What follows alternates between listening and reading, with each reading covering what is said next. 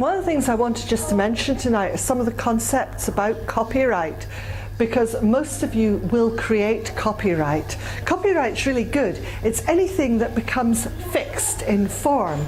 So it can be music, it can be a drawing, it can be painting, it can be writing. You send a postcard to your mum, there's copyright in what you've written to your mum. It doesn't have to be that exciting.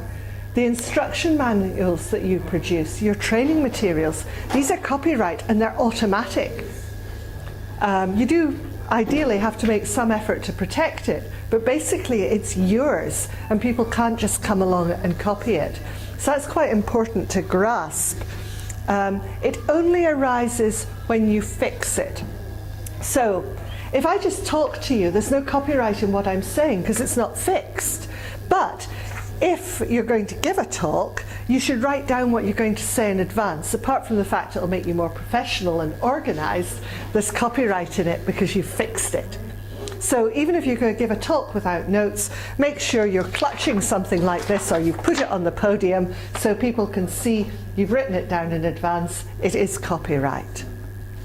It protects against direct copying. It doesn't protect the idea.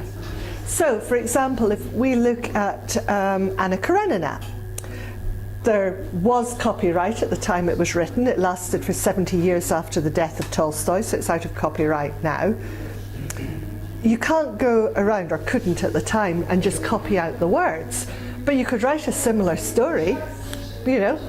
Posh bird has an affair and tops herself. May not exactly be what Tolstoy said, but basically that's the plot.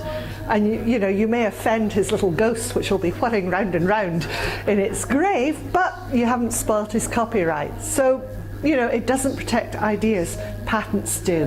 And that's an important distinction to think about. There are fair dealing things, you know, you're allowed to photocopy extracts and things.